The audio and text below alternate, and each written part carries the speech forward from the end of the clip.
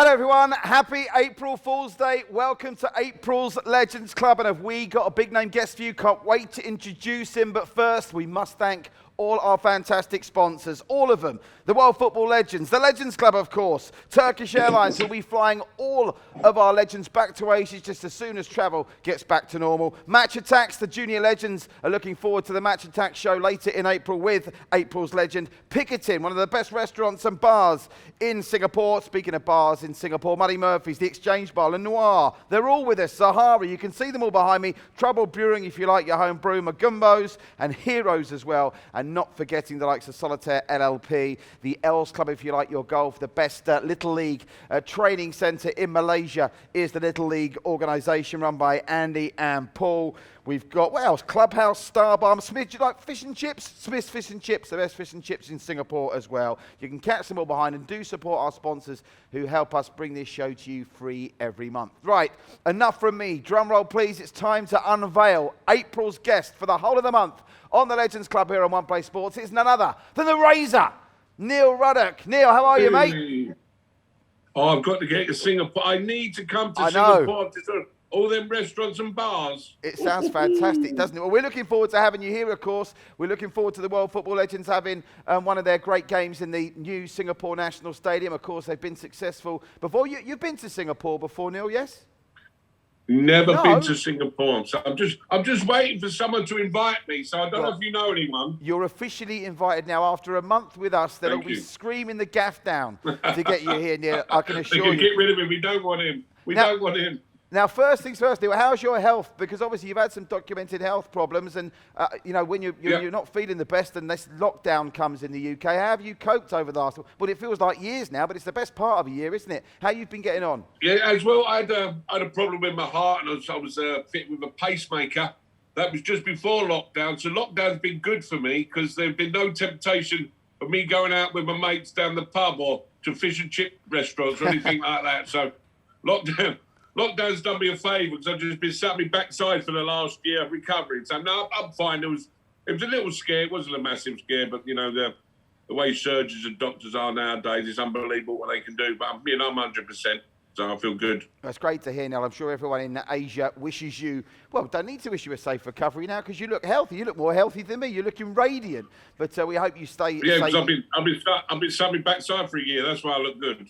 Yeah, so we hope you stay safe and well for the next couple of months. Right, now obviously throughout the course of April, you're going to meet our junior legends. Stand by, they'll be giving you a tough time, I'm sure, Neil. We're also going to introduce you to the Wall of Zoom. All those Legends Club members will get their chance to talk to you in April. I know you're looking forward to speaking to all your fans over in this side of the world, and we'll wrap up the month with an in-depth personal chat. But because this is the 1st of April, the beginning of the month, I thought it would be remiss of me not to ask you to give us some predictions for some of the big games coming up. As we record this, of course, these games are just over a week away, but as the season builds up to a crescendo, not much really to be decided, I suppose, at the top and the bottom of the table, other than a relegation places. But before we go to the matches, it's been a strange old football season, has it? Do you think that's had something to do with the closed stadiums and the COVID-19? Yeah. Well, I think it's certainly affected some teams. I think it's affected Liverpool. I mean, they've gone from the best team in the world, really, not only Europe, the best team in the world, to an average team in England. For me personally, when I was a player, I would have needed stadiums full of fans. You know, that was my big get-me-up. That was my buzz sort of thing. So I think it's affected a lot of teams, especially at Anfield as well. Teams going to Anfield, you know, the cop are the 12th man. So I think it's affected Liverpool that way. The teams are not so frightened or intimidated to go there. So, you know, it's been a strange season. You know, I've been watching it on telly. It looks like a lot of friendlies, like you know, the international games get a bit drab. That's what some Premier League games have come like now because there's no atmosphere. And I don't think that a lot of players might, you know, if you're having a nightmare as a player, it's great playing in front of it in empty stadiums. But if you're a player of flair who likes to score goals and plays with confidence, you need a stadium full of fans. So that's affected. I think it's affected a lot of players. Well, this is the 9th month we've been doing the Legends Club. We started right at the beginning of the season. One club it's helped is one of your former clubs, though, West Ham, because that poisonous atmosphere at the London Stadium, there's now no atmosphere, and it seems to have suited them down to the ground. Yeah, I think though, because they can turn them. I was fortunate and unfortunate to be on both ends of the West Ham fans. So, I mean, them fans can turn. You know, they want it. They want it now. West Ham fans, which they rightly should have. You know, the money they pay and all that. But I think it's doing West Ham a favour that sometimes West Ham fans do get a bit. What can I say? What's the polite fuggish, word? a bit over the top. So I think. But saying that, I think they've made some good signings, West Ham. You know, it can't just be down to no fans. I think, boys, it was a shame they got rid of him, 3 or 4 years ago when they did and got him back. I think, he's proved the point that they were silly getting rid of him. You know, they're doing it with good players as well, not only there's an empty stadium.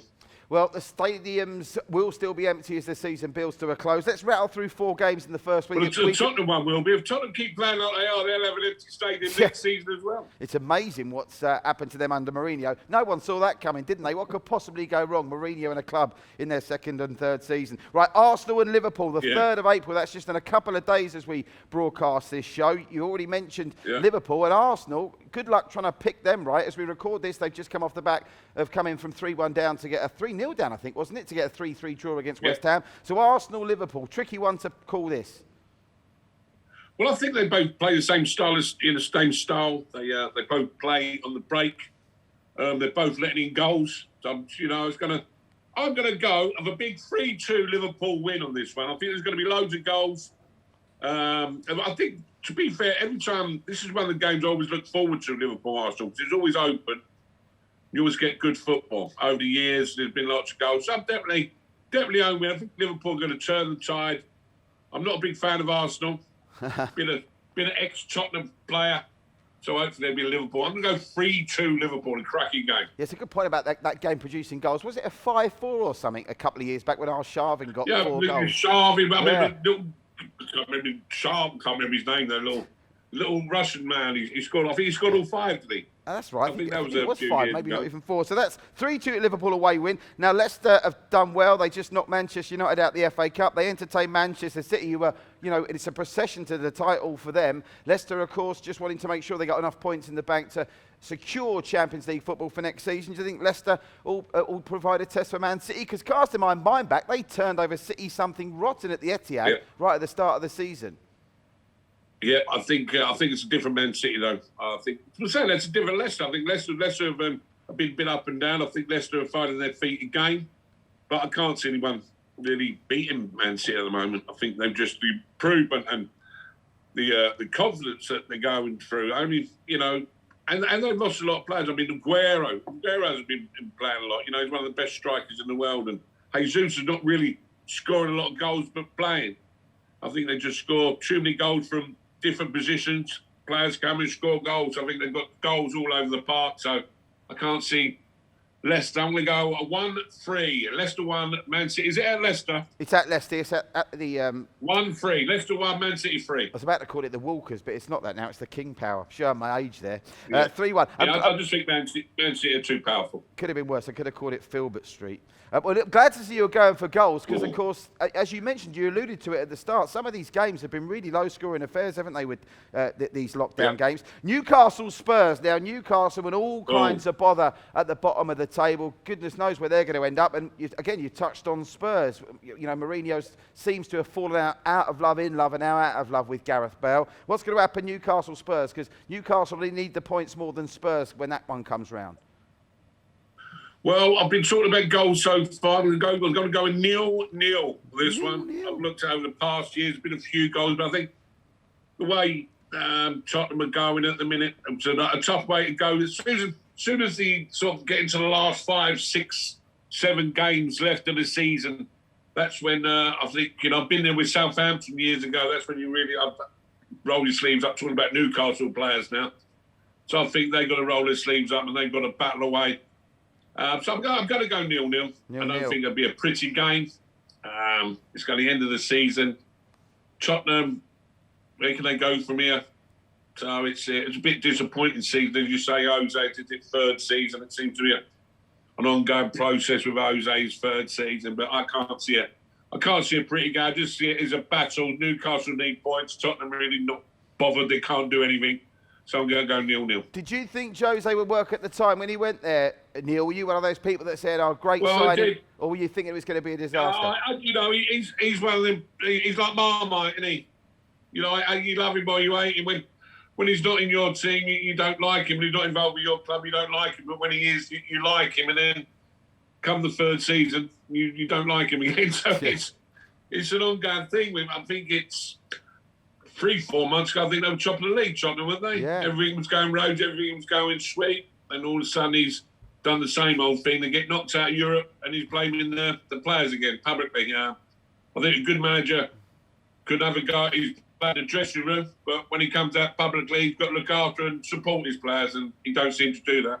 Well, recent times have seen Spurs. We talked about Leicester bashing City at the Etihad. There's been a recent big win in recent times for Spurs at Old Trafford. The flip side of that is Spurs United at Tottenham's new stadium. That's just a week after Spurs go to Newcastle. Can you pick that one? Because Manchester United, I mean, Ole Gunnar Solskjaer, you talk about how fortunes change. Well, that time you're talking about when Mourinho was top of the table, Ole Gunnar Solskjaer, they were baying for blood. Now, all of a sudden, they're the only team that, well, they're not really within touching distance, but they're clear second best in the Premier League at the moment. Yeah, that's how crazy the season is, The start of the season, you'd get money that, what are they, 15 points above Liverpool, something like so crazy like that. I mean, who would have that? Man United coming close second to City. Well, the closest, not a close, the closest second to City is really incredible. That's the way that this season has gone. But is it Tottenham Man United? Did you say? Yeah. The week after Tottenham Man United at Spurs. Well, this is the amazing thing about Mourinho is that when he gets it, when his team plays teams that he used to be manager of, he seems to get them at it. And it wouldn't surprise me if Tottenham beat Man United. Tottenham and Bob go and have a nightmare at Newcastle. Yeah. Wouldn't surprise me if they bounce back and beat Manchester United, because he seems to be a lucky manager as a good manager, that he always seems to get his team up for the rivalries of Man United and Chelsea's. Do you understand? Yeah, very much. It's just one of those. He seems to get his team going. I don't know how he does it, but he seems to get his team flying at that right time, 3:00 Saturday afternoon when he's playing Man United on Chelsea. And of course, you talked about they can be Dr. Jekyll and Mr. Hyde. They've got dumped out the Europa League and then turned around and won away at Aston Villa. So you're going to go for Spurs to beat United. Right, I like those predictions, Neil. I think I'm going to follow you in there. Many thanks for being with us this month, Razor. Really looking forward to introducing you to the Junior Legends. I know you're looking forward to speaking to your Asian fans on the Legends Club Wall of Zoom. We'll be bringing that to you live on the One Play Sports Facebook page a little later in the month. But for now, we'll let Razor sign off. See you next week, Razor. Bye-bye. All the best to you. All the best. Thanks, Neil Ruddock there live from the UK. And don't forget, you can be a member of the Legends Club. And I've just heard there's a great deal for the next 6 months. You can get membership for free if you sign up. Get stuck in to the Legends Club. 6 months free membership. There is a proviso, though, because the Legends Club is a true club for true fans. So if you're a member of one of the team's supporters clubs, one of the big teams, can be any team, as long as you're a member of the official supporters club in Asia, you just have to go to that link you see on the screen there, and you can get free membership for 6 months. And that free membership will give you discount deals at all of our sponsors, some of those great eateries across Southeast Asia. There's golf courses there. You've got Star Balm as well. Match Attack's our sponsor. And of course, as soon as the borders are open, you heard Razor itching to get to Singapore. He wants some of those fish and chips. You can get over to Smith's Fish and Chips and enjoy discounts at some of those great places. And when Razor and the rest of the boys can travel, there'll be special dedicated meet and greets exclusively for Legends Club members here in Singapore and across Southeast Asia. So we know if you're watching this, you're a real football fan. Most of the real football fans in Asia are members of official supporters clubs. If you're a member of an official supporters club, follow that link and you get 6 months free membership. Right, that's it for the first week in April's The Legends Club, and we'll hear more from Razor next week. Stay safe, everybody.